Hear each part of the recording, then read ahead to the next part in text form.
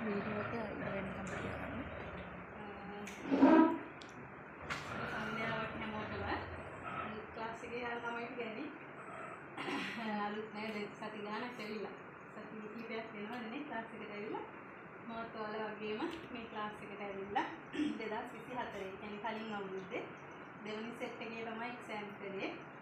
Exam එක කරලා ලකුණු 165යි තිබුණේ. 165 කට් ඔෆ් මාර්ක් එකමයි 165ම පාස් වෙලා ස්කීල් එක කරලා මෙඩිකල් ඉවර වෙලා වෙබ් එකට නම වැටෙන්නේ ඉන්නේ දැන් වෙබ් එකට වැටලා තියෙනවා ඉතින් අප්ලෝඩ් කරලා නැහැ තාම ඉතින් ඔයාලත් එක්ක සුට්ටක් කතා කරන්න කියලා ස්කූල් හින්දා අද ආවා ඇත්තටම ඔයාලා වාසනාවන්තයි මුලින්ම කියන්න ඕනේ මේ වගේ තැනකට එන්න ලැබිච්ච එක අපිට එහෙම chance නෑ ඔයාලට තේරෙන හැටි ඇවිල්ලා ඉගෙන ගන්න ගියපුවම හැමදේම ෆ්‍රී ඔයාලට කරන්න පොතපතේ දෙන එකේ ඉඳලා කැම බීම ටිකේ ඉඳලා හැමදේම ෆ්‍රී කරලා දෙන්නේ ඔයාලව ගොඩ දාන්නේ. ඒකෝට ඉච්ඡර කැපවීමක් කරද්දී අපේ උපරිමයේ මෙතෙන්ද දෙන එක අපේ යුතුයකම අපේ වගකීම. ක්ලාස් එකේ හොඳට කියන දේවල් අහගෙන ඉඳලා තමයි පුළුවන් උපරිමයේ දෙන එක ඇත්තටම වටිනවා. මොකද ඔයාලා මේ එක්සෑම් එක පටන් ගන්න මොහොතේ ඉඳලා ඉවර වෙනකම්ම අතාරින්නේ නැහැ. හැම මොහොතකම ඔයාලට ඕනි දේවල් මොනවද ඒ දේවල් හොයලා බලලා හැමදේම කරලා දෙනවා. ඒකින්ද සෑහෙන වටිනවා ඔයාලා මෙතන යොමු වෙච්ච එක.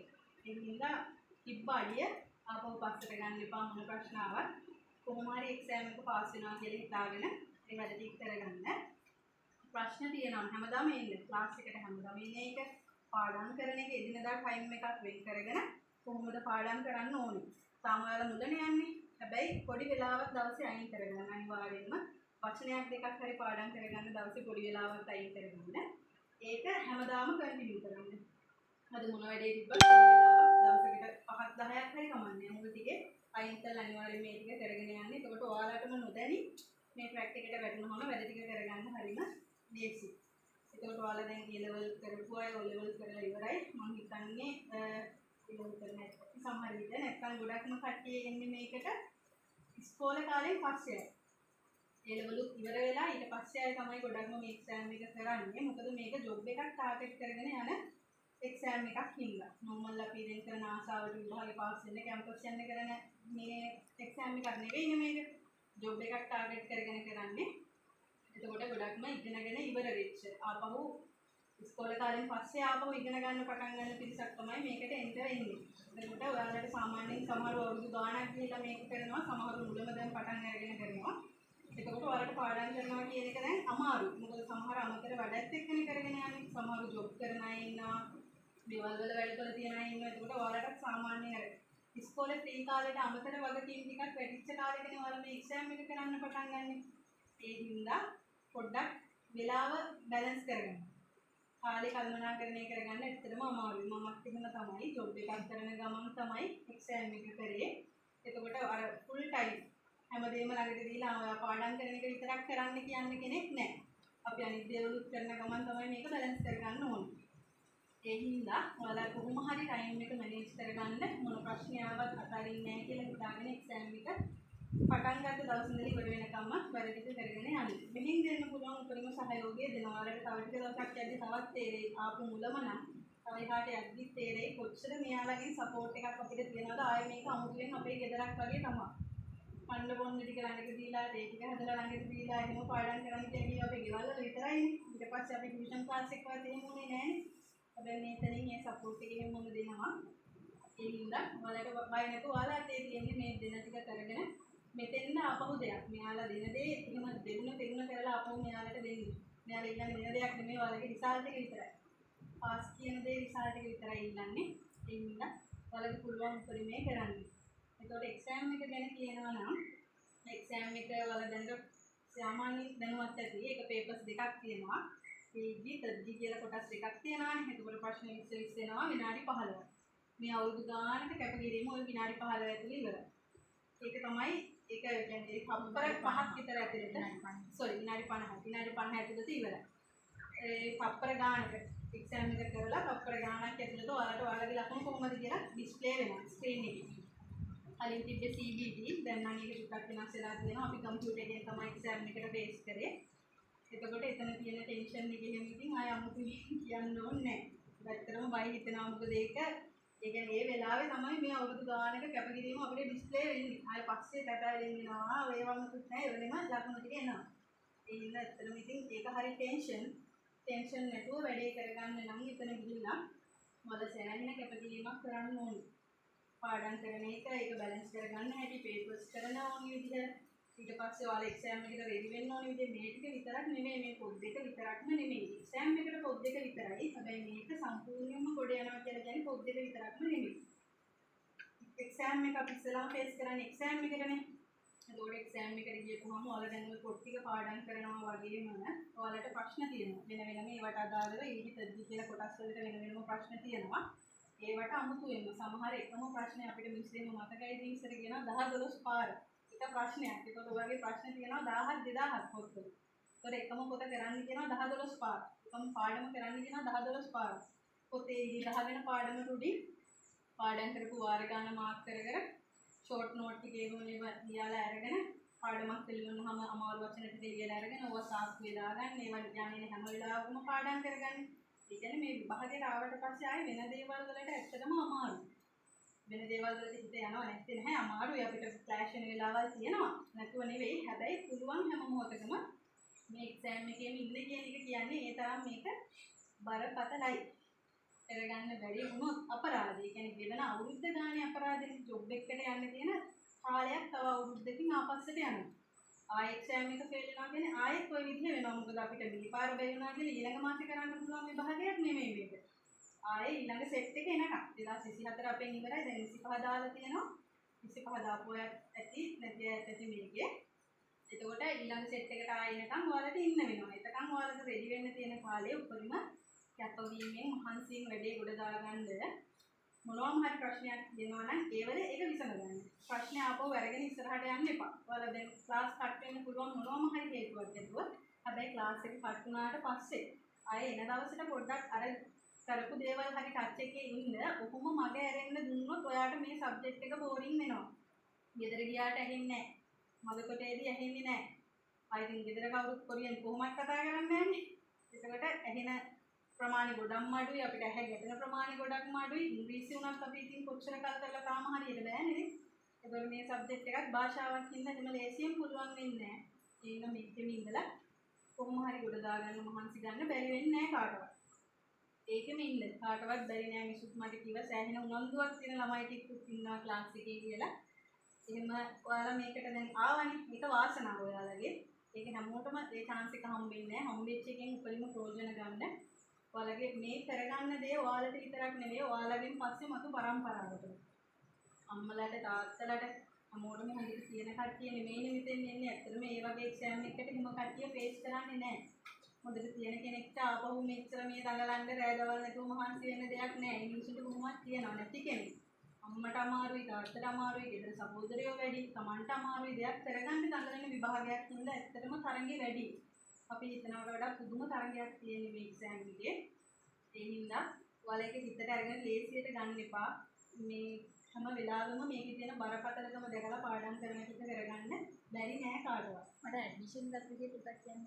ඇඩ්මිෂන් ගන්න ඉස්සෙල්ලාම එතකොට ඇඩ්මිෂන් එකට ෆිල් කරගන්න. අපිට එක්සෑම් එකට දැන් දැම්මට පස්සේ මම සෙකන්ඩ් සෙට් එකේ නේද සෙකන්ඩ් සෙට් එක කියලා නේද 2024 කියන කට්ටිය ගත්තාම 2024 ඇතුළත එක්සෑම් කරන්න තියෙන හැමෝටම මේ ඇඩ්මිෂන් එක දාන්න ඕන ඉස්සෙල්ලාම ඒ ඇඩ්මිෂන් එක ෆිල් කරන්න දවසක් දෙනවා මේ කාලය ඇතුළත මේ කාලය තුල දවස් 3-4ක කාලයක් දෙනවා ඒ කාලය තුල ෆිල් කරන්න තියෙනවා ඇඩ්මිෂන් එක ඔයාලට ඒක මිස්ලත් දැනුවත් කරයි ඔයාලගේ කාලෙ වෙද්දි ඒක දාලා ඉවර වුණාට පස්සේ අපිට ඒක කමෙන්ට් ෆෝන් එකෙන් එහෙම දාගන්න පුළුවන් එහෙම නැත්නම් අපිට කමියුනිකේෂන් එකකින් වගේ එහෙම දාගන්නත් පුළුවන් ඒ ටික දාලා කරලා ඉවර වෙලා හරියට પાස්පෝර්ට් එක වෙද්දී අනිවාර්යයි. පාස්පෝර්ට් එක අනිවාර්යයෙන්ම තියෙන්න ඕනේ. පාස්පෝර්ට් එක ID අතර ප්‍රශ්න තියෙන්න බෑ. ඒ දෙක ප්‍රශ්නයක් නැතුව තියෙන්න ඕනේ. ඒ අරින් ඉතින් වයස 18 සම්පූර්ණ වෙලා තියෙන්න ඕනේ. ඊට පස්සේ ආය අමතර සුදුසුකම් කියලා නෑ. ඕනි කෙනෙක්ට ඇප්ලයි කරන්න පුළුවන්. ඒතකොට වර්ණාන්දතාවය ඒ වගේ පොඩි දේවල් මෙඩිකල් වලදී බැලෙනවා. ඒකත් ඔයාලට මේ වෙද්දිම සුට්ටක් චෙක් කරලා තියාගන්න පුළුවන් නම් හොඳයි. ඒ වගේ ප්‍රශ්න තියෙනවා නම් ඒවා निराකරණය කරගන්න පුළුවන් තැන් මොනවද කියලා දැනගෙන ඒක ගැන දැනුවත් වෙලා ඉන්න එක වටිනවා. ඒක මහා ලොකු දෙයක් නෙමෙයි. පොඩි කලර් බ්ලයින්ඩ් ටෙස්ට් එකක් තමයි තියෙන්නේ. වර්ණ අඳුර ගන්න පුළුවන්ද කියන එක. එතකොට අනිත් ඉතින් නම් කාටවත් මෙතන ප්‍රශ්න නෑ ඔක්කොටම හොඳ ළමයි නැස්කම් පේන ඔක්කොම අවුලක් නෑ අනිත් ඕනම සුදුසුකම කපුටලා තියෙන ওই ප්‍රශ්නේ විතරයි තියෙනවා නම් තියෙන්නේ ඒකත් ඕකේ වුණාට පස්සේ ඇප්ලයි කරාට පස්සේ අපිට පොඩි මාසයක් එකමාරක් කාලයක් යනවා සති 3-4ක කාලයක් යනවා අපිට ඇඩ්මිෂන් එකකින් අප්‍රූවල් වෙලා ඉවර වෙලා ඇඩ්මිෂන් එක එන්න ඒකත් අපිට ෆෝන් එකට දැනුම් දෙනවා වෙබ් එකෙන් ගිහලා බලා ගන්නත් පුළුවන් කොහොමද කියලා ඒක අංකයක් එක්ක ඔයාලට ඒ දවසේ ඉෂුව වෙනවා මෙන්න මේ විදිහට ඔයාලා මේකට ඔයාලා අපේ කියන්නේ ෆිල් කරපු ටිකේ ප්‍රශ්නයක් නැත්නම් ඇඩ්මිෂන් එක ඕකේ වෙනවා ඇඩ්මිෂන් එක ඕකේ වුණාට පස්සේ තව ටික කාලයක් යනවා ඔයාලට දිනේ එන්න අපිට නම් දැන් ඇඩ්මිෂන් එකට ගිහලා ඇඩ්මිෂන් එකට 8000කට මුදලක් තමයි ඇඩ්මිෂන් එකට ගෙවුනේ. ඒක සමහර අවුරුද්දෙන් අවුරුදු පොඩ්ඩක් වෙනස් වෙන්න පුළුවන්. අපේ අවුරුද්දේ රුපියල් 8000කට මුදලක් තමයි ගෙවුනේ. මේ එතකොට ඇඩ්මිෂන් එක ඕකේ වෙලා ආවට පස්සේ දින හම්බුණා. එතකොට අපේ අවුරුද්දේ 70000 ගණක් වගේ කට්ටිය දාලා තිබුණා එක්සෑම් එකට. ඒක ලංකාවෙන්මනේ 70ක් විතර දාපුවම ඒක කොටස් කීපයකට තමයි තිබ්බේ එක්සෑම් එක. එතකොට මේ මූලික කොටසේ එක්සෑම් වැරෙන කට්ටියට කලින් දෙනවා.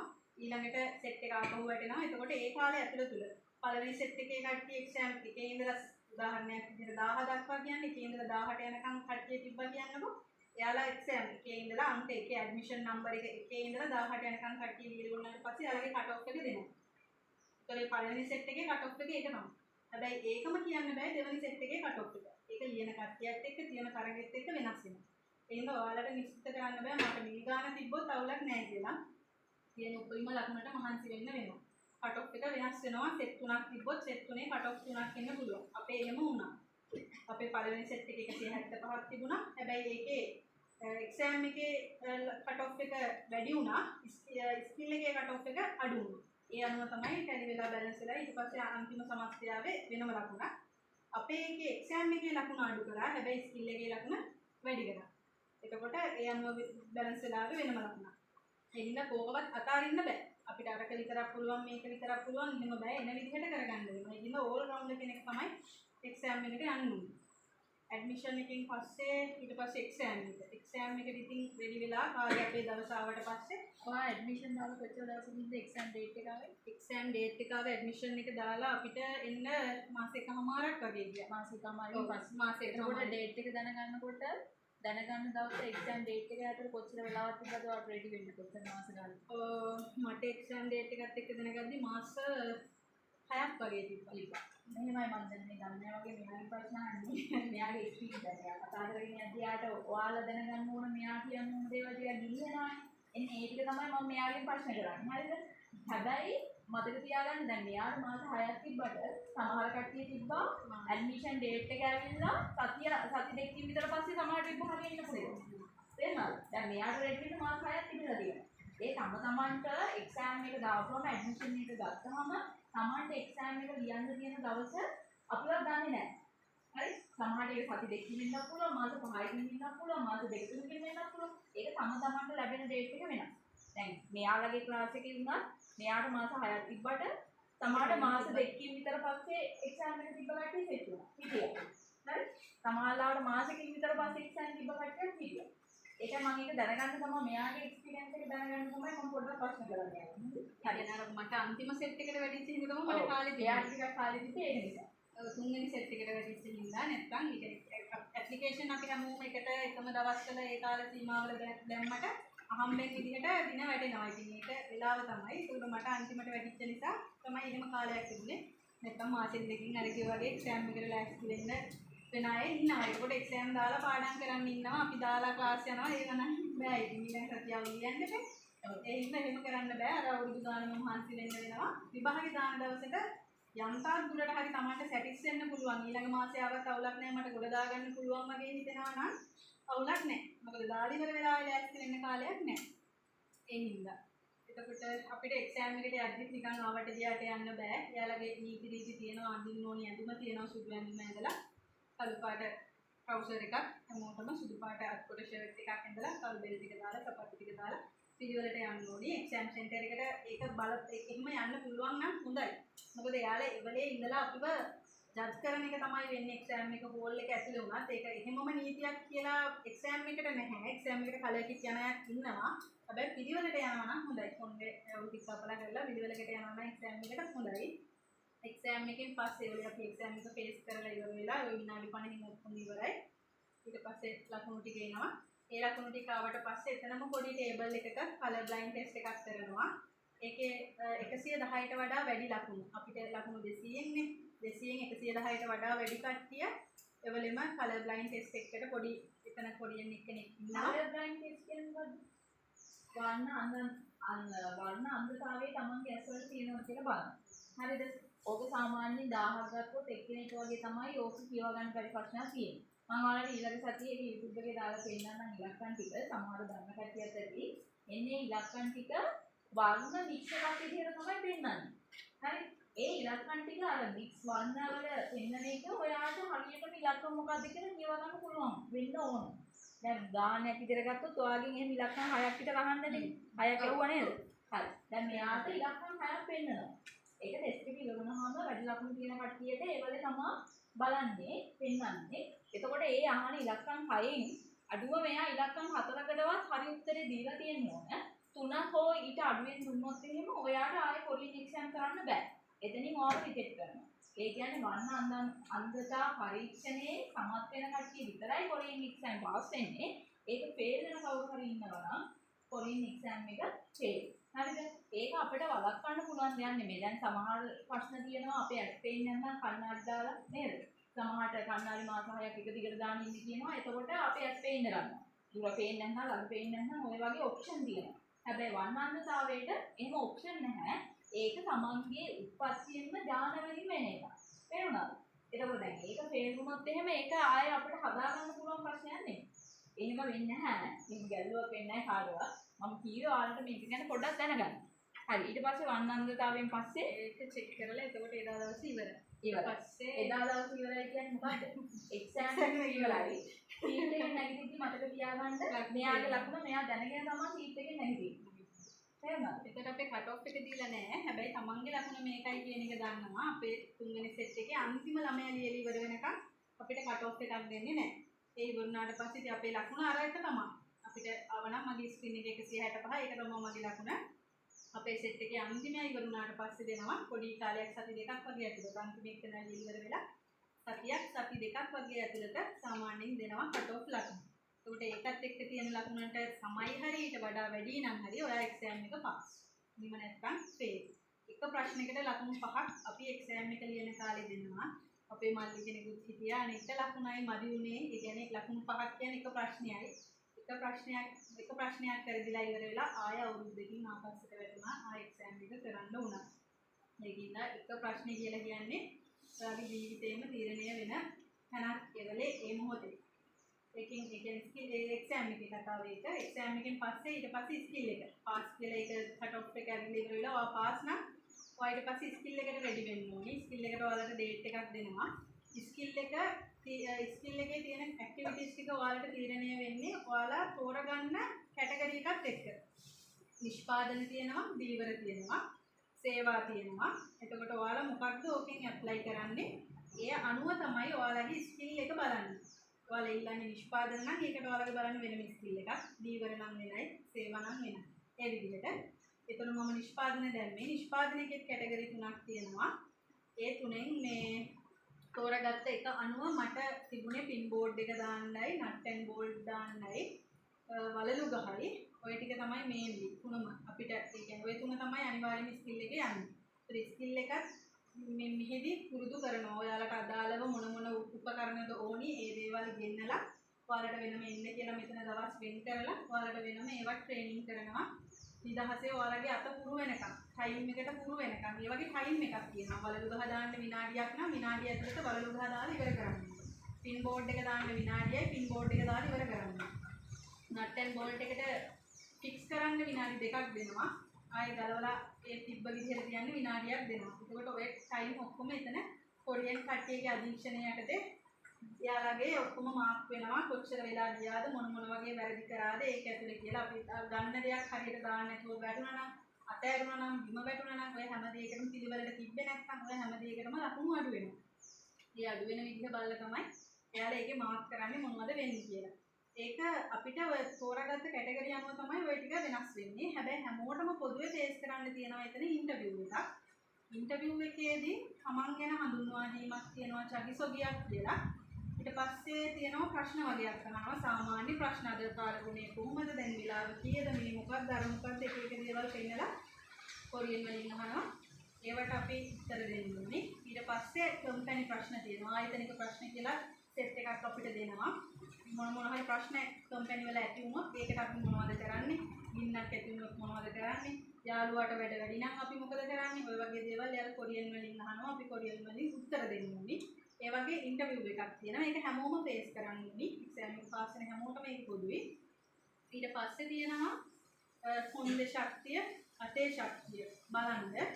ඒකට එයාලගේ වෙයිට් කියනවා අපි ඒව උස්සන්න ඕනේ. ප්‍රෙස් කරන්න තියෙනවා අත්වල නම් වම දකුණ වෙන වෙනම බලනවා. පිරිමි ගැහණුවන්ව ඒ වගේ බර බලන වෙනසක් තියෙනවා. පිරිමි ළමයිට චුට්ටක් අගේ වැඩි, ගෑණු ළමයිට ඊට වඩා පොඩි ප්‍රමාණයකින් කිලෝග්‍රෑම් 10කින් 15කින් 20කින් වගේ අඩුයි ඒ ගාන. ඒවා හරි විදිහට කරන්න පුළුවන් නම් අපිට ඒ උපරිම ලකුණු හම්බ වෙනවා. අඩු වෙන විදිහට ආපහු යාලගේ ලකුණු කැපෙනවා. හොඳත් ඒ වගේමයි. කොන්දේ ශක්තියක් අදින්න තියෙනවා නැමිලා බරක් ඒකත් ඒකේ මාක් වෙනවා කොච්චර බරක් අපි අදිනවද කියලා. ඒ අනුව ඒකත් මාක් වෙලා ලකුණු මේ විදිහට කැල්කියුලේට් වෙනවා. එතකොට ඔය ටික තමයි එතන ස්කිල් එකේ. ඒකෙදී වා මෙහි අපි පුරුදු වෙන්න කියපු විදිහයි වා පුරුදු වෙන විදිහයි ඒකට ගත කරපු කාලය ගැන පොඩ්ඩක් මතක් කරගන්න. ස්කිල් එකටත් ඇත්තට සෑහෙන වෙලාවක් පුරුදු වෙන්න ඕනේ. මොකද මේ විනාඩියක් ඇතුළත අර දේවල් බයක් නැතුව චකිතයක් නැතුව වටකරන්න කොහොමද දවස් කීයක්වත් අන්නේ මාවද කොච්චර වෙලාවක් පුරුදු වුණාද දවසම පුරුදු වුණා. දවසම පුරුදු නැහැ. ඇවිල්ලා දවසම මේ සතියක් විතර එක දිගට ආවා. අනිත් දවස්වලත් කඩින් කඩේ ක්ලාස් එකෙන් පිටපස්සට තියාගෙන ප්‍රැක්ටිස් කරා. එක්සෑම් එක ලඟ වුණාට පස්සේ සතියක් විතර එක දිගට ආවම ඉතින් මුළු දවසම ඒක තමයි. තුනක් තියෙනවා අයිටම් තුනම තියලා තියෙන එකකින් මාරු වෙවි. පැය 2 3 4 කර මාරු වෙවි. දැන් මම මෙයාට දීලා තිබ්බ චැලෙන්ජ් එකක් විදිහට ස්කිල් එක මෙහෙමයි. විභාගේ පාස් වෙනවා වෙන්න පුළුවන්. ස්කිල් එක ගොඩක් කට්ටිය ගණන් ගන්න. ඒක ෆේල් වුණොත් එහෙම වෙන්නේ අවසාන කටුස් මාර්ක් එක අඩු වෙලා විභාගේ ලකුණ අඩු වෙලා විභාගේ ෆේල් වෙනවා. හරි. ඒක දැන් ඔයාලට මතක නම් මම ඔයාලට කියලා ඇති මම නැහැ. හරි. මම නැහැ මට හඳා වෙන්න විදියක් නැහැ. හැබැයි බඩු ටික ගෙනත් දීලා තියෙන්නේ කරන්න ඕන විදිය කියලා දීලා තියෙන්නේ. එතකොට මෙතන උදේ 8 ඉඳන් හවස 5 වෙනකන් ඇවිල්ලා පුරුදු වෙනවා. මේ අංකල්ලා එහෙම දන්නවාදී හැමදාම එනවා. හැමදාම ඇවිල්ලා උදේ 8 ඉඳන් හවස 5 වෙනකන් පුරුදු වෙනවා. හරි. ඊට පස්සේ මමත් එනවා දවස් 3-4කට සැරයක් ඇවිල්ලා බලන්න මොනවද තියෙන අඩුපාඩු කියලා. ඒ විදිහට කැපකිරීමක් කරන්න ඕන. මොකද දැන් ඔයාලා ඒක දැනගන්න ඕනේ. ඉස්සරහට ගන්න ඉන්න කට්ටිය විදිහට. හරි. මට තව දෙයක් අහන්න ඕන. එක්සෑම් එකට ක්ලාස් එකකින් කොහොමද කීවේ කොච්චර ඒකේ සිලබස් එක කොච්චර පාඩම් කරන්න ඕන කීවද රිවිෂන් කොහොමද කරේ පාස් ක්වෙස්චන්ස් කොහොමද කරේ ඒ ටික පොඩ්ඩක් මතක් කරගන්න සහ ඔයා කොහොමද පාඩම් කරේ කොච්චර පාඩම් කරාද කොච්චර වෙලාවක් පාඩම් කරාද ඒ ටික පොඩ්ඩක් කියන්න. කියන්නේ ඇත්තටම ඉදිරියට දෙන පාඩම ඉවල ඉවර කරන්නනේ. ඔයාලට පාඩමක් දුන්නම් දැන් පළවෙනි පාඩම කියලා ගත්තොත් ඒක පාඩම් කරා නම් පොත උඩින් ඉරක් ගහගත්තා. එකපාරක් පාඩම් කරලා ඉවරයි. ඊට පස්සේ ඒකේ අපිට හම් වෙන අමාරු වචන ටික තියෙනවානේ. දන්න වචන ලියන්න යන්න එපා. එතකොට අපේ ඒව ඔළුවට යන්නේ නැහැ. නිකන් අර සිංහල පොතක් වගේ වෙනවා. ඕක හැමදේම ඔක්කොම ලියාගන්න ගියොත් පළවෙනි පාඩමේ හම්බෙච්ච ඔයා පාඩම් කරපු වචන ටික ආයි දෙවෙනි පාඩමේ හම් වෙනවා නම් ඒක ලියන්න යන්න එපා. ඒක මතකින් බලන්න මේ වචනේ කියද්දි සිංහල එක මතක් වෙනවද කියලා. අරගම ආපහු වරක ලියන්න යන්න එපා. මේ විදිහට අමාරු වචන ටික අරගෙන ඉවර වෙලා ඔයා දවස් ඊළඟ සතියේ එන්න කලින් අර වචන ටික කොහොම හරි පාඩම් කරගන්න ඕනේ. ඔයා වෙනම කොලයකට ගත්තා. ඕක ඉතින් යන්නේ හැමතැනකම අරගෙන ගිහිල්ලා තාක්ෂුවේ හරි දාගෙන තියාගෙන ඉඳලා මොන පාඩම් කරන්න කියලා නිස්පහවදාවම අහන්න. ප්‍රශ්න අහන්න ඉතින් ඔය වෙලාවට වරිනවා බයටත් උත්තර වෙනවා. ඒක සාමාන්‍යයෙන් වෙන වැඩේ. හැබැයි හැමදාම කරන්න කියන්නේ ඕක පාඩම් කරන්න. 10 පාරකට වඩා මිස් කාලයක් දෙනවා. ඊට පස්සේ දැන් වලට පාඩම් 1 2 3 4 කරගෙන යනවා කියන්නේ. ඒකල ගිහලා ඔයාලා 6 7 යන වෙලාවල් වල වෙද්දී ඒ දවස් ටික වෙද්දී ඒ පාඩම විතරක් නෙවෙයි.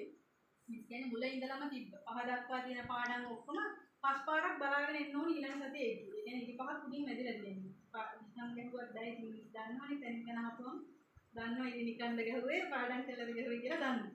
ඉන්න මේ ඒ විදිහට අපි මේ කියන්නේ හැම වෙලාවෙම මේ වැඩෙත් එක්ක ඉන්න කියන එක කියන්නේ. එතකොට වචන පාඩම් කරන ටික ඒ විදිහ අහන ඒවත් එහෙමයි. ලිස්නින් ටිකත් එහෙමයි. ට්‍රැක් එකම තියෙනවානේ. ට්‍රැක් තියෙනවා. ඒ වගේ එතකොට හැම වෙලාවකම පුළුවන් හැම වෙලාවකම ට්‍රැක් එකක් ප්ලේ කරගන්න. ෆෝන් එකේ වෙන වැඩක හිටියත් කමක් නැහැ. ඒකටම අවධානය දීලා පැය 24ම බෑ. ඒක හරි. හැබැයි වෙන වැඩක් කරන ගමන් හරි පොඩ්ඩක් අතු ගාන ගමන් හරි පොඩ්ඩක් අරක ප්ලේ කරලා තියන්න පුළුවන් නම් ඒක අපිට ඇහෙනවා. ඒ ඇහෙන එකත් එක්ක අපි ඒකටම අවධානය නොදුන්නත් ඒක ඔළුවට යනවා ඔටෝමැටිකලි. ආයේ ඇහෙද්දි ටිකක් වචනවල හරි කුඩුව තියෙනවා. අපි එක්සෑම් එකට යද්දි ඇත්තටම හිතාගෙන ඉන්නේ තර්ජී පේපර් එක හරි අමාරුයි කියලා ලිස්නින් එක.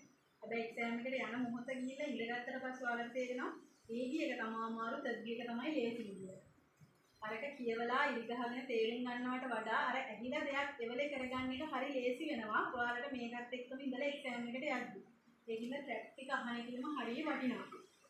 ඔය ටික මිස් ඉතින් හැම වෙලාවෙම කියන ටික. ඒකවල ටෙක්නික් මිස් ඒ වෙලාවට කියලා දෙනවා.